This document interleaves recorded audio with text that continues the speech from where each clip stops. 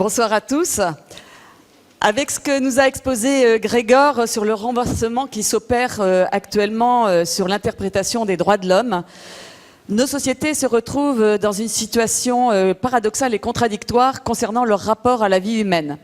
Et en positif, je voudrais mentionner 6 types de progrès qui sont des efforts pour favoriser l'accueil et le déploiement de la vie humaine dans nos sociétés.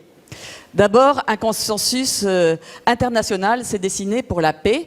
Gregor en a parlé au lendemain de la Deuxième Guerre mondiale.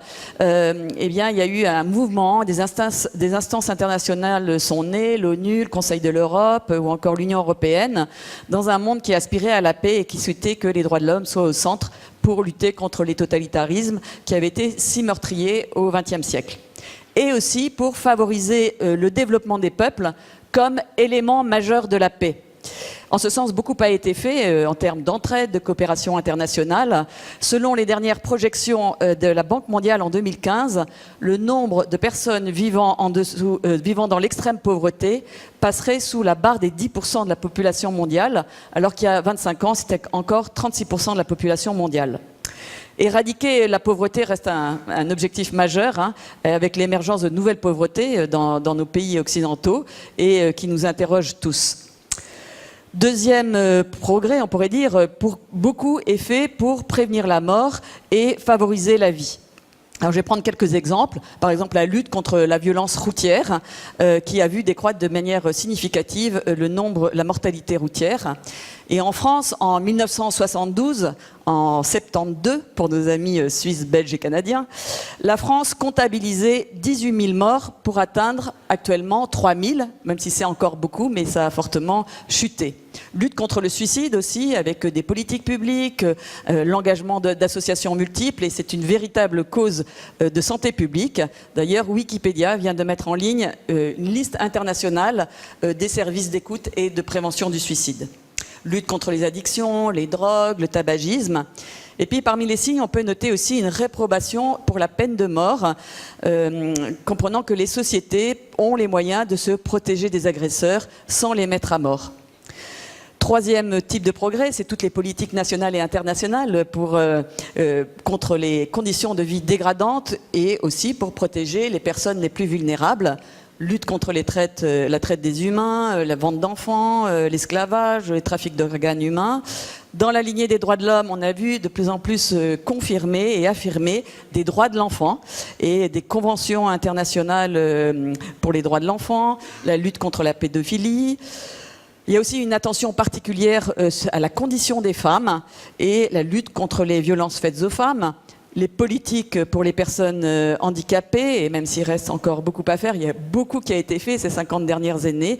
Et je dirais que les fondateurs qui sont intervenus au fil de nos soirées montrent le magnifique travail qui a été fait dans le silence.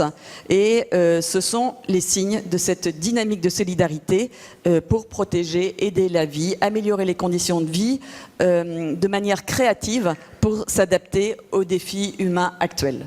Et puis, il y a eu toutes les questions sociales, le droit des travailleurs avec les chartes sociales, la lutte contre le chômage. Une étude publiée fin 2015 par l'INSEE montre que le chômage retarde l'arrivée du premier enfant. Le travail est clé aussi pour fonder des familles et c'est un vrai enjeu de vie. Cinquième progrès, c'est les progrès technologiques qui ont été immenses ces dernières années.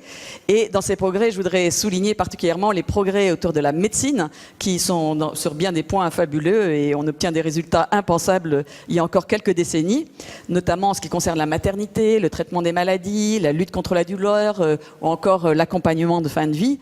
Et comment ne pas se réjouir de la baisse de la mortalité maternelle et infantile. Depuis 25 ans, dans les pays en voie de développement, la mortalité maternelle et infantile a baissé de moitié. C'était des objectifs de l'OMS, l'Organisation mondiale pour la santé.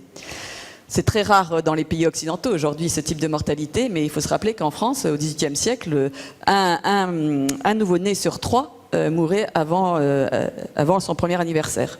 Dans le même ordre d'idées, c'est la croissance de l'espérance de vie, donc 25 ans en un siècle. Et puis enfin, pour terminer ce panorama rapide, et bien sûr vous pourrez compléter en y réfléchissant, il est important de souligner la sensibilité à l'écologie, la dégradation de l'environnement, la surconsommation, l'épuisement de certaines ressources naturelles ont un impact sur les personnes, sur leur qualité de vie, voire même sur la vie elle-même. Et cette prise de conscience demande un effort planétaire pour revoir le mode de développement. Et je dirais que nous sommes à un moment charnière, à la fois passionnant, mais aussi qui remet en cause nos styles de vie. Donc toutes ces politiques sont peut-être critiquables, peut-être améliorables, mais je veux simplement souligner que le déploiement de la vie est une préoccupation de nos sociétés. Mais et là il y a un mais, c'est comment s'alerter des atteintes faites à la nature si on n'arrive pas à reconnaître les atteintes faites à la vie humaine. Le philosophe Pierre Manant, dans son dernier livre « Situation de la France », dit que les droits de l'homme ont été radicalement séparés des droits du citoyen et au lieu de libérer les hommes pour les rendre capables et désireux de participer à la chose commune, ils sont désormais censés se suffire à eux-mêmes. Nous sommes probablement les premiers à livrer tous les composants de la vie sociale, tous les contenus de la vie humaine à la souveraineté illimitée de l'individu particulier. Et ça rejoint ce que disait Grégor tout à l'heure et Thibaut Collin la dernière fois. Et c'est particulièrement sensible en ce qui concerne la bioéthique. Dans ce que je vais dire maintenant, je ne veux pas juger des situations particulières, mais mettre en lumière des conditionnements, je dirais culturels, qui se sont dessinés depuis une cinquantaine d'années et qui nous interrogent tous sur nos styles de vie, sur notre rapport à la vie et aussi à notre vie en société et qui constituent des formes de régression. La première, c'est une difficulté qui est devenue culturelle à accueillir inconditionnellement la vie. On peut s'interroger sur les efforts qui ont été faits considérables pour abaisser la mortalité infantile quand on estime aujourd'hui que 44 millions d'avortements sont effectués dans le monde pour 139 millions de naissances. Ça, c'est pour l'année 2014, c'est les chiffres de l'OMS. On a vu lors de la deuxième soirée sur les souffrances sociales autour de la maternité, exposée par Valérie Boulanger, combien le contrôle médicalisé des naissances était érigé aujourd'hui en dogme et qu'il avait modifié le rapport à la sexualité, à la maternité, à la paternité et à la vie elle-même, avec la légalisation dans beaucoup de pays de l'avortement. Et le fait que l'avortement soit légal et qu'il existe une revendication de droit à l'avortement va rendre plus difficile, voire empêcher, d'une part, de regarder objectivement la réalité, que ce sont des vies humaines qui sont en jeu, et ça fait perdre leur caractère d'atteinte à la vie dans la conscience collective. Et puis, d'autre part, cette revendication rend plus difficile de parler de ce que vivent les femmes, des conséquences qui peuvent affecter certaines profondément et durablement. Et au final, ce que nous constatons, c'est que ce sont les femmes qui révèlent ce qu'est la vie à travers leur souffrance quand la société et la science deviennent sans conscience. Ça fait partie du déni de réalité caractéristique de notre société actuelle, et j'emprunte cette expression à Alain Finkielkraut.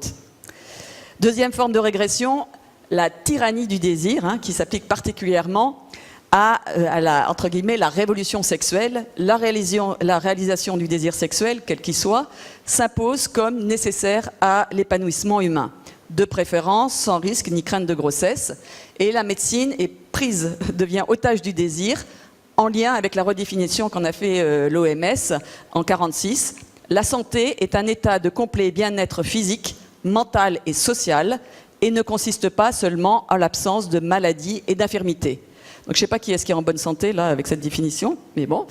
C'est ainsi qu'a été inventée l'expression de santé reproductive qui inclut la contraception, la stérilisation, l'avortement et qui est une véritable révolution pour la médecine qui intervient à présent sur des biens portants au nom de ce nouvel idéal sanitaire.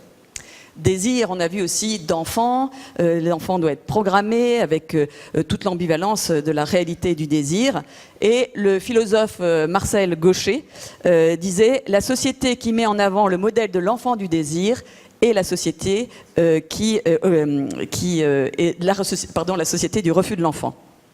Dans ce qu'on nomme, entre guillemets, la liberté sexuelle, toutes les figures de la sexualité deviennent possibles, jusqu'à en nier la réalité sexuée. Mon sexe ne me définit pas, c'est mon genre que je choisis, homme ou femme. Et c'est toute la question du genre qui envahit nos sociétés occidentales et qui s'impose dans l'éducation et qui trouble profondément le rapport au corps et aussi à la réalité de ce qui nous fait homme ou femme. Troisième type de régression, c'est l'effritement du lien social, et on constate combien ces conditionnements rendent plus difficile l'engagement dans les couples et en quelque sorte conditionnent à la consommation plus qu'à l'accueil inconditionnel de l'autre. Et je dirais que c'est un élément extrêmement important à prendre en compte dans la crise de la famille qui affecte gravement les personnes aujourd'hui, et particulièrement les jeunes générations, et contribue à l'affaiblissement du lien social quand il se fragilise dans le lieu même où il devrait être le plus fort. Indice alarmant aussi, c'est la solitude, et particulièrement celle des personnes âgées. En France, on peut estimer que 67% des plus de 75 ans n'ont plus de liens ou des liens relativement faibles avec leur famille. Et c'est chez les plus de 85 ans qu'on note le plus fort taux de suicide. Quatrième constat de régression, c'est la pensée que certaines vies ne valent pas la peine d'être vécues parce qu'elles sont condamnées à une existence souffrante ou dépourvue d'intelligence. Et un chiffre doit nous alerter, et particulièrement en France, 96% des fœtus dépistés trisomiques sont avortés dans notre pays, et ce qui s'apparente à une forme d'eugénisme. J'ai entendu une gynécologue de renom dans une réunion publique qui disait « Si j'attendais un enfant trisomique, je ne le garderais pas. Certains, au nom de leurs croyances, les gardent, c'est leur droit. » Et là, je dis, il y a un double déni de réalité. D'abord, nous sommes tous confrontés aux mêmes difficultés, aux mêmes souffrances. Mais par contre, y répondre en supprimant les êtres fragiles avant leur naissance, plutôt que d'exprimer de la solidarité avec eux, leur famille, de faire des recherches vers le soin, vers l'amélioration de la santé, eh bien là, ce n'est pas du progrès, mais ça constitue une véritable régression scientifique et bien sûr humaine. Autre déni de réalité, c'est que croire que des choix individuels n'affectent pas la société tout entière, d'autant qu'ils sont légaux, et sur le regard posé sur les personnes handicapées. Et nous sommes tous plongés dans une forte tension quand il devient héroïque de poursuivre une grossesse en cas de handicap. Et je ne jette pas la pierre aux personnes, mais je sais combien les souffrances et les pressions peuvent être importantes. Cette volonté de maîtriser la vie, quitte à la supprimer, on la retrouve aussi en cas de grande dépendance, de fin de vie, amplifiée par la culture qui met en avant jeunesse, beauté, argent. Et Martin Stephens, qui est intervenu dans notre première soirée, dans son livre « La vie est bleue », disait « Il faut faire la guerre à toutes ces fausses paix, celles qui nous promettent un monde sans épreuves ». Cinquième régression, c'est la tendance à considérer la technique comme un absolu.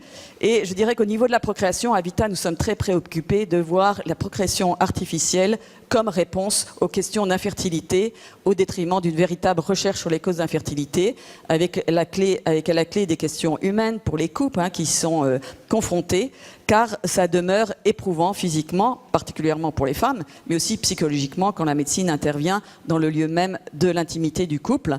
Question éthique profonde aussi autour des embryons surnuméraires congelés, plus de 191 000 en France. Et non seulement la science conçoit la vie, mais l'embryon humain est entre les mains de l'homme, objet de recherche qui peuvent conduire à sa destruction ou sa manipulation. Et je dirais qu'on est arrivé aux racines de la vie, avec le pouvoir de sélectionner, voire de cloner, de faire des manipulations génétiques qui pourraient même arriver à changer la nature humaine. Et cette volonté de domination sur la vie a atteint son paroxysme avec le mouvement transhumaniste, avec cette tentation d'augmenter l'homme croisé avec des machines. Je dirais que la culture actuelle a de plus en plus de mal à envisager ce qui est l'humain et ce qui ne l'est pas. Enfin, dernière régression, qui est une autre conséquence de l'emprise de la technique sur la procréation, c'est l'émergence d'un droit à l'enfant comme une réponse aux désirs des adultes. Et on le voit aujourd'hui avec les techniques de procréation artificielle qui sont revendiquées par des personnes qui ne sont pas touchées par des problèmes d'infertilité médicale, revendication de la PMA avec donneur pour les femmes homosexuelles, ou encore la gestation pour autrui, comme si les enfants étaient hors sol, sans lien avec la femme qui les a portés, sans lien avec leurs origines biologiques. Et on assiste aujourd'hui à un business de la procréation avec les mères porteuses, les ventes de gamètes, qui s'appuient notamment sur l'exploitation des femmes pauvres et qui créent des fortes tensions entre les pays. On a vu l'Inde et la Thaïlande qui viennent d'interdire la GPA pour des personnes étrangères. En conclusion, je dirais, respecter tout l'homme et tous les hommes, respecter toute la vie et la vie de tous, c'est cette boussole dont a parlé Tugdual Derville à la dernière soirée, qui est la base de la culture de vie. Et puis, dernière phrase de Suzanne Ramex, qui est professeure d'éthique médicale, et qui dit, dans l'éthique du soin, l'attention à la personne et l'interdit de tuer sont source de créativité pour une recherche acharnée des meilleures solutions, les plus humaines, les plus ajustées, les plus fines, les plus bienveillantes. Et je crois que c'est là le vrai développement intégralement humain. Merci.